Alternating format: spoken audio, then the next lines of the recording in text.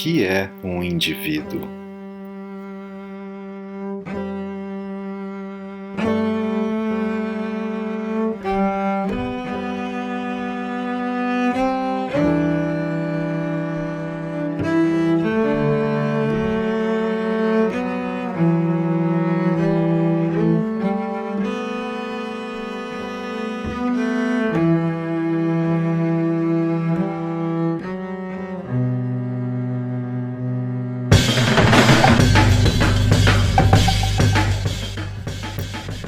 Durkheim construiu sua sociologia em cima da ideia de que a sociedade é um indivíduo coletivo, uma realidade sui generis formada por indivíduos humanos que agem solidariamente em função dela.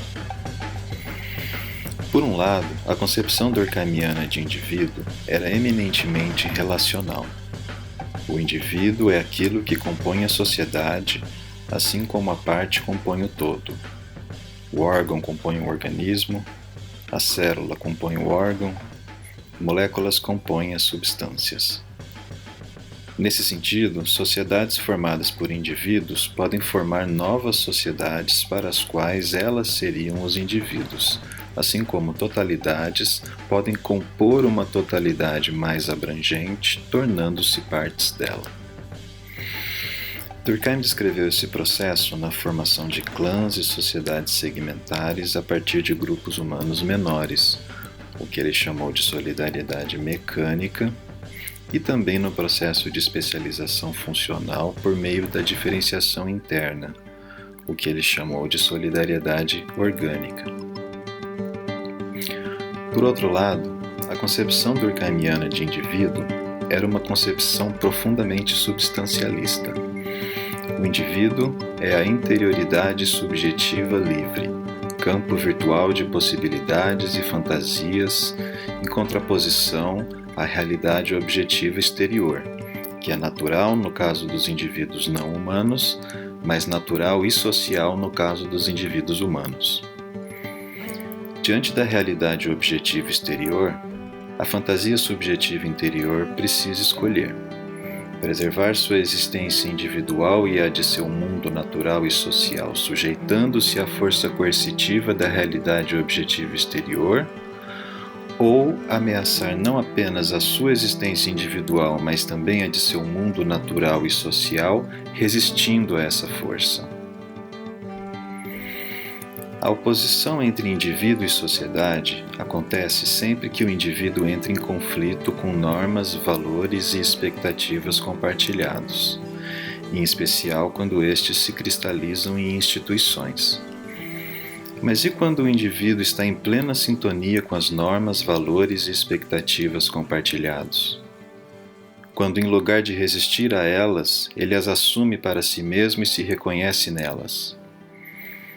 Para Durkheim, apenas a primeira situação era fatual, e a segunda seria o resultado dos limites da visão subjetiva que o indivíduo tem do fato de que, mesmo que ele as sinta como suas, na verdade, as normas continuam lhe sendo exteriores e impostas de fora.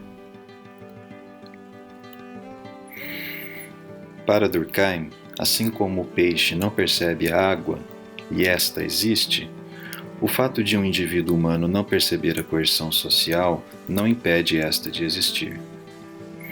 Mas os peixes não percebem a água? Tentar manter um aquário habitado me parece ser uma boa maneira de constatar que os peixes percebem a água. Existem parâmetros que devem ser mantidos dentro de limiares mínimos e máximos para que a água seja confortável ou até mesmo aceitável. Dentro desses limites, o peixe pode realmente não sentir a água como um incômodo e assim se confundir com ela, misturando-se em suas correntes e tendências. Isso evidentemente não faz a água deixar de existir, mas a transforma em um meio qualitativamente distinto e específico, em comparação com os extremos nos quais ela se transforma em um incômodo. Dentro dessa faixa, por que insistir que existe uma oposição entre indivíduo e sociedade, peixe e água?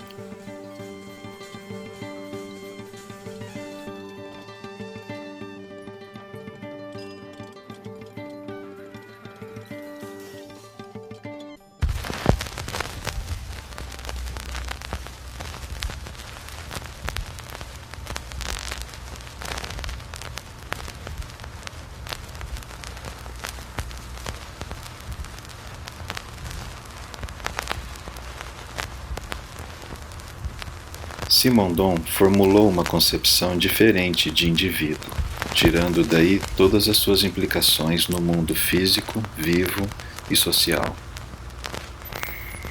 Fundamentalmente, a concepção simondoniana de indivíduo propõe não reduzir o processo de individuação a apenas um de seus resultados, o indivíduo, incorporando também toda a carga de pré-individual que permanece na relação do indivíduo com seu meio.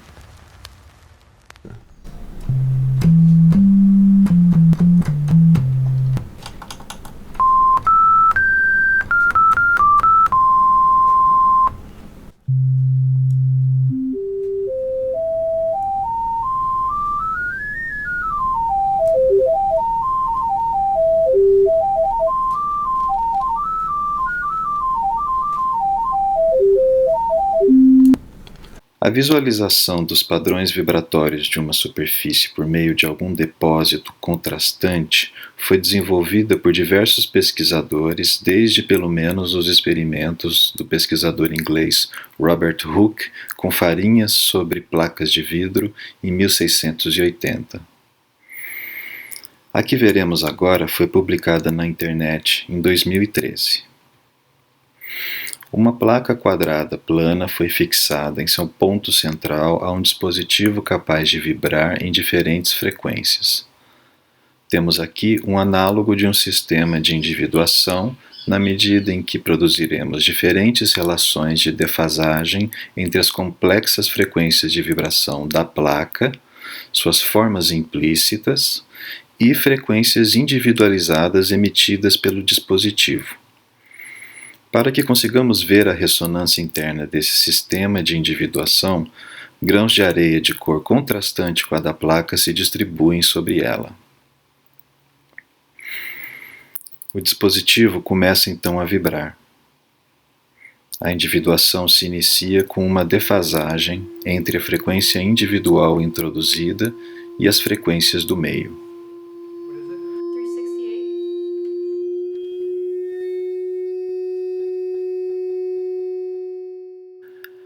As linhas formadas pelo agrupamento dos grãos de areia correspondem às regiões da placa que não estão vibrando, ou que vibram significativamente menos que o restante.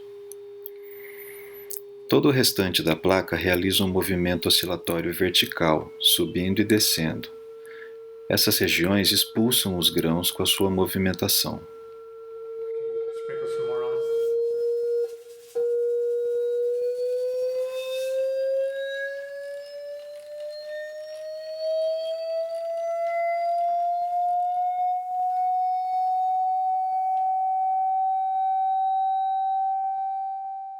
Simondon chamou de reticulação o surgimento de pontos privilegiados no meio, a partir dos quais as suas potências se individualizam. É interessante notar que uma rede dessa perspectiva não é um conjunto de relações entre pontos ou entidades, mas zonas de estabilidade em um meio instável. Uma rede é um sistema metaestável, uma configuração relacional num processo mais amplo de individuação.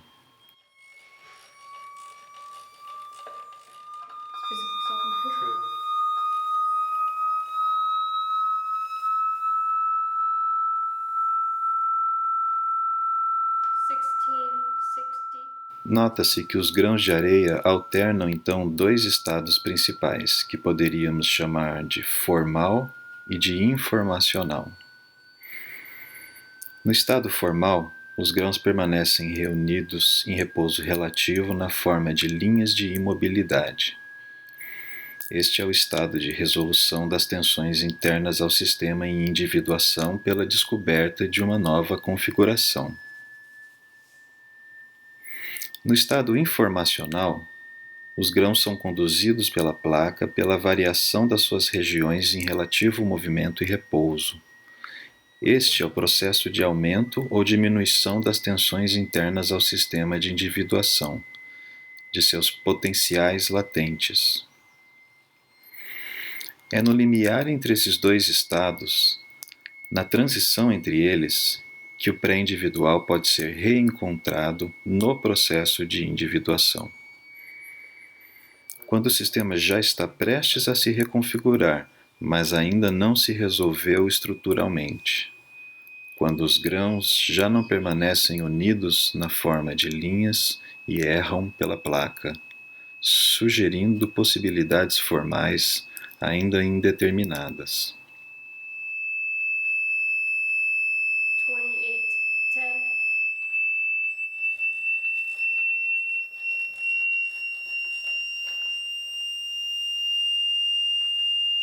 2843. 2843. 2960. No caso dessa analogia acústica, quanto maior a frequência individual introduzida na placa, mais complexo é o padrão de distribuição de suas vibrações internas. O importante aqui é perceber que a resolução das tensões que atravessam o ser pré-individual não elimina essas tensões, e tampouco as reduz. A resolução das tensões que manifestam o ser pré-individual se dá pela reconfiguração do sistema que elas formam, pela transformação de suas incompatibilidades e discrepâncias em potenciais de desenvolvimento.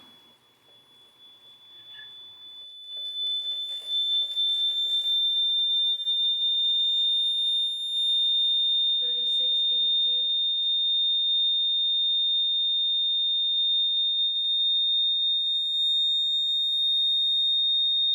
3835. Go ahead and add some more.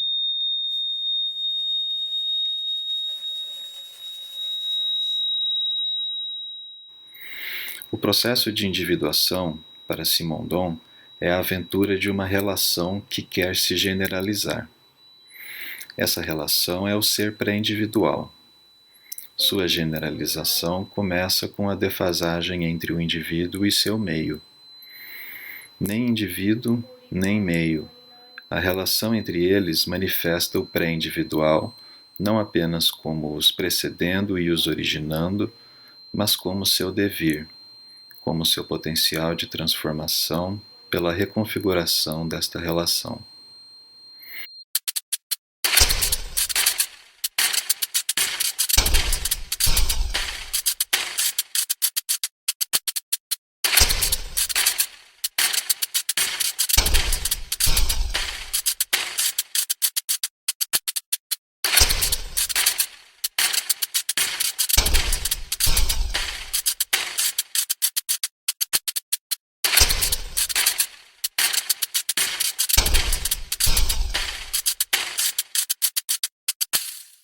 O processo de cristalização da água é um exemplo de individuação física. Muitas moléculas de água reunidas numa solução supersaturada se aproximam de alguma partícula estruturada, um germe de cristal, e começam a se encaixar de forma padronizada. Existe aqui o crescimento gradual de um indivíduo por meio da repetição, em cada um de seus elementos, de uma mesma ação. Esta ação ocorre, no entanto, apenas na fronteira do indivíduo físico com seu meio. O ser aí atinge muito rapidamente o seu estado final, mantendo a operação de estruturação apenas na sua superfície, que nesse caso é o seu centro consistente.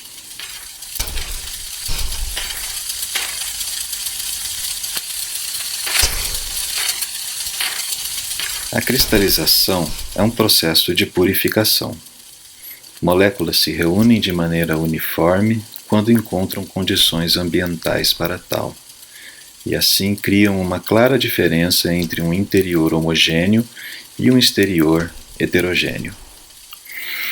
Foi justamente a imagem de um arranjo molecular compondo um indivíduo físico que Durkheim usou para descrever o tipo de solidariedade mais elementar de sua tipologia social, a solidariedade mecânica, baseada na homogeneidade interna de crenças e ritos, ideias e práticas. A religião seria, para Durkheim, a força mantenedora dessa homogeneidade, até que tensões resultantes desse tipo de solidariedade exigissem um novo regime de funcionamento.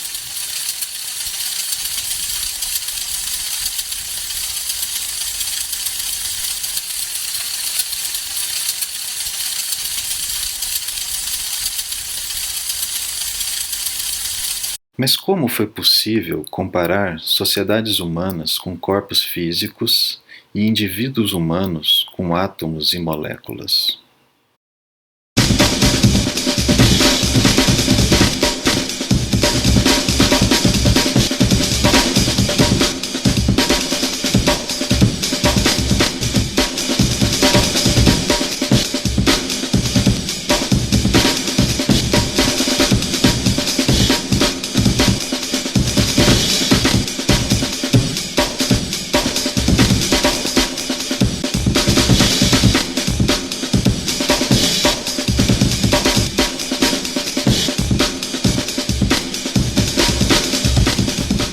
Para Simondon, indivíduos vivos são indivíduos físicos que interiorizaram parte de seu meio na forma de um metabolismo fisiológico que resulta na consciência individual.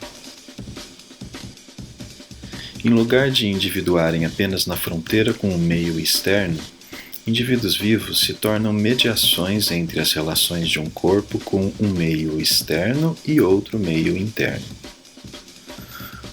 Uma relação entre duas relações continua sendo uma relação, mas em outra escala.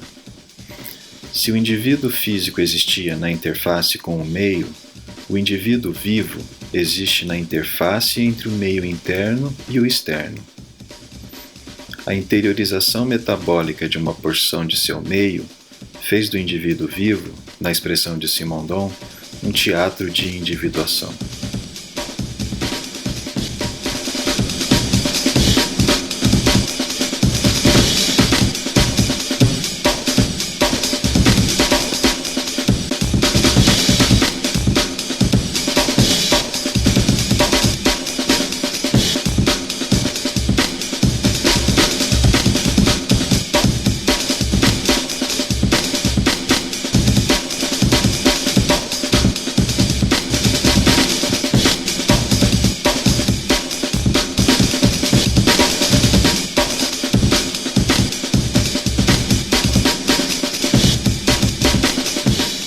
A tipologia social de Durkheim propõe que, a partir de certo estágio de complexidade social, as diferenciações internas passariam a ser mantidas em estado metabólico pela gênese de um novo tipo de solidariedade baseada no vínculo de codependência, a solidariedade orgânica. Na solidariedade orgânica, as diferenças entre os grupos de uma mesma sociedade deixam de ameaçar a sua coesão e passam a propiciar o seu desenvolvimento. Se na solidariedade mecânica, indivíduos humanos eram moléculas e sociedades eram corpos físicos, na solidariedade orgânica, indivíduos humanos são células, grupos sociais são órgãos e a sociedade é um organismo. Mas comparar um indivíduo humano a uma célula não é menos problemático que compará-lo a uma molécula. E comparar uma sociedade a um organismo é tão inadequado quanto compará-la a um objeto físico. Insistindo em uma oposição entre o interior e o exterior do indivíduo, Durkheim não abriu espaço para uma diferença fundamental entre o indivíduo físico e o vivo, entre a molécula e a célula. A gênese de uma certa interioridade, de uma certa metabolização do meio pelo indivíduo vivo, o que não ocorre no indivíduo físico. Passando ao largo dessa diferença, Durkheim passou muito rapidamente da molécula à célula, do indivíduo físico ao indivíduo vivo e ao social.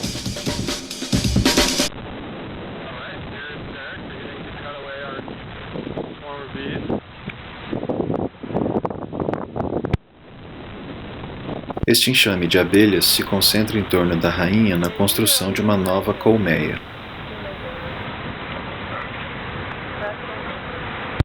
Para fazer com que a nova colmeia seja construída dentro de uma caixa que facilita a extração do mel, apicultores só precisam fazer com que a rainha entre na caixa. Capturando a rainha, se captura o resto das abelhas.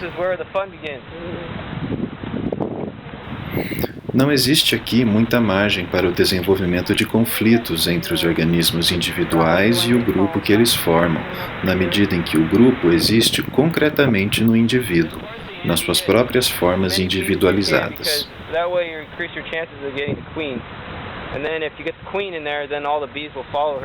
Uma sociedade como a das abelhas se mantém, para Simondon, no nível das relações interindividuais. Não existe aqui o surgimento de uma nova dimensão da realidade.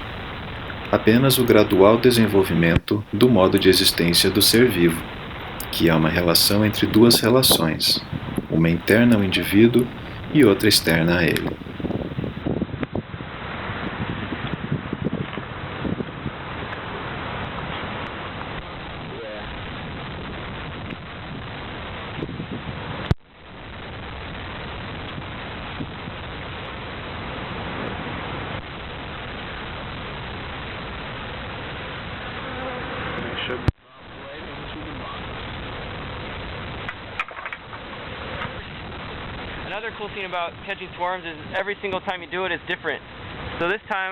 A sociologia de Durkheim parece perfeita para o estudo de sociedades de insetos, os assim chamados superorganismos.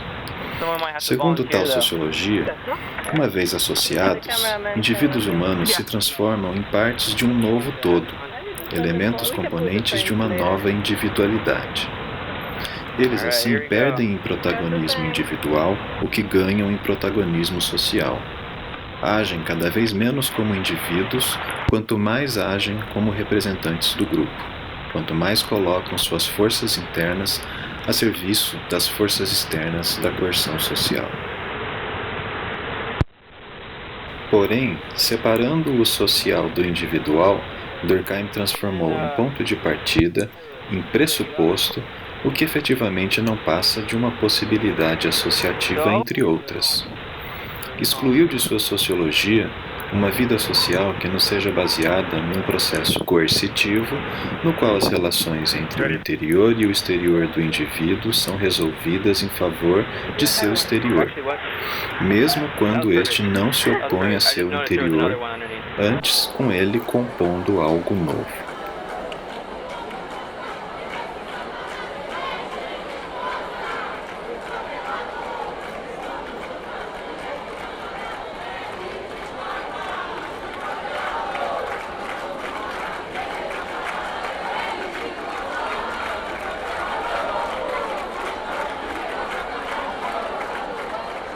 A relação entre os indivíduos humanos e suas realidades sociais é um dos principais problemas das ciências sociais. Grandes cientistas sociais preocupados com essa questão se esforçaram para encontrar uma maneira de relacionar o indivíduo e a sociedade, tentando conciliar, com sucesso relativo, a necessidade daquele de exercer a sua individualidade com a necessidade desta de exercer sobre esta individualidade uma coletividade. O transindividual simondoniano oferece uma importante contribuição nesse esforço ao relacionar ambos, indivíduo e sociedade, a uma instância que não apenas os antecede e os origina, mas que também guarda seus potenciais de desenvolvimento.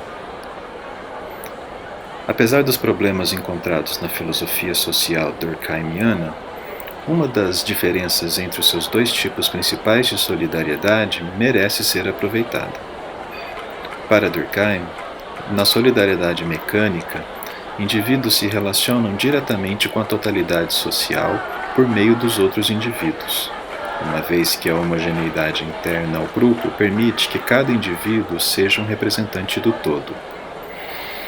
À medida que a especialização de funções avança, e o grupo se diferencia internamente sem se desfazer, dando origem a subgrupos, a relação dos indivíduos com a totalidade social deixa de se dar diretamente e passa a ser mediada pelo seu grupo. Vista sob esse aspecto, a solidariedade orgânica de Durkheim se aproxima daquilo que Simondon chamou de transindividual. Simondon emprega o conceito psicossocial de grupo de interioridade para se referir ao ambiente social interno, composto por indivíduos que compartilham o mesmo modo de vida, o mesmo conjunto de valores, normas e expectativas. O grupo de interioridade simondoniano seria um análogo do grupo social durkheimiano na medida em que estabelece uma mediação entre o individual e o social.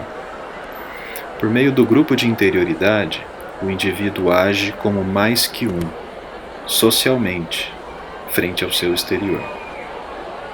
Podemos entender o grupo de interioridade como compondo aquilo que indicamos com o pronome nós, ou muito frequentemente, a gente. No grupo de interioridade, não existe oposição entre o indivíduo e a sociedade, pois o indivíduo é um representante da sociedade, um agente da gente.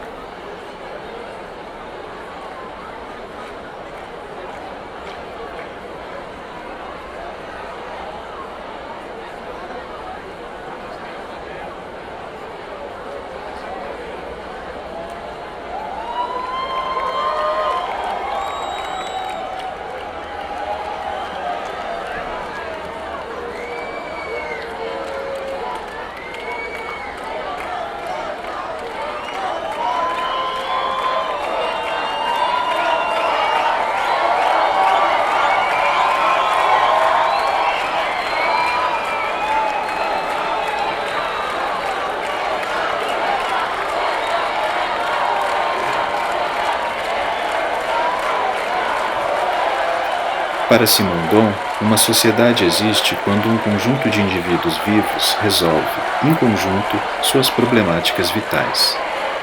Mas isso pode ocorrer de diferentes maneiras. Uma delas é pela conformação das dinâmicas internas ao indivíduo vivo às suas dinâmicas externas, num processo de coerção tipicamente durkheimiano. Outra maneira encontrada por seres vivos de resolverem suas problemáticas é por meio de uma reconfiguração de suas relações com suas próprias dinâmicas internas por meio da permanência nelas do pré-individual.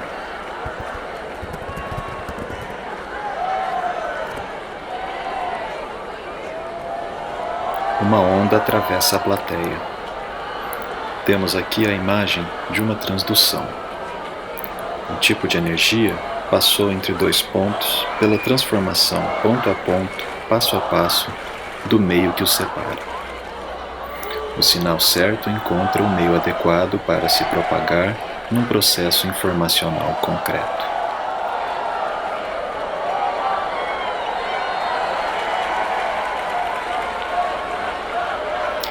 Em lugar de uma oposição entre interior e exterior do indivíduo, temos aqui uma potencialização dessa relação pelo seu ingresso no transindividual. O transindividual surge quando o indivíduo vivo se coloca em questão e exige uma nova resolução para sua existência, uma resolução que vá além de sua própria individualidade, mas que não necessariamente se oponha a ela. Como uma retomada em outro nível da defasagem que origina o processo de individuação, um novo indivíduo se constitui numa defasagem com o meio. Nesse caso, porém, o indivíduo é coletivo e, portanto, mais rigorosamente, uma transindividualidade. Mas justamente por não ser individualizado, e sim composto, o indivíduo coletivo se aproxima mais do pré-individual. Ao deslocar o processo de associação de uma conformação do indivíduo por imperativos da espécie ou do grupo para uma composição coletiva por meio dos indivíduos daquilo que os ultrapassa, não encontramos uma maneira melhor de compreender os processos de associação que compõem a sociedade em ato?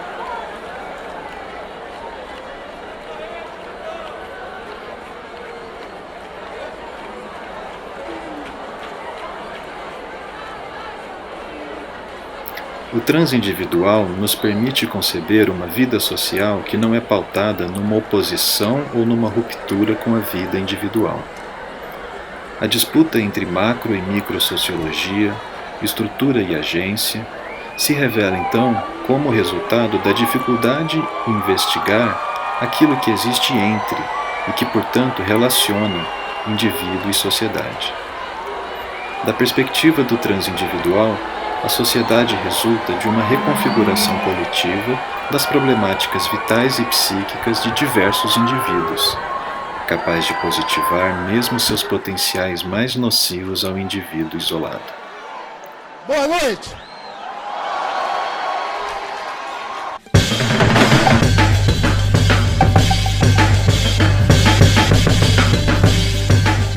Quando o indivíduo deixa de ser o foco de nossa atenção, quando ele deixa de ser a origem e o destino de todos os processos, quando ele é relacionado a um meio num processo de individuação, a oposição entre indivíduo e sociedade deixa de ser um pressuposto teórico para se tornar um problema a ser investigado.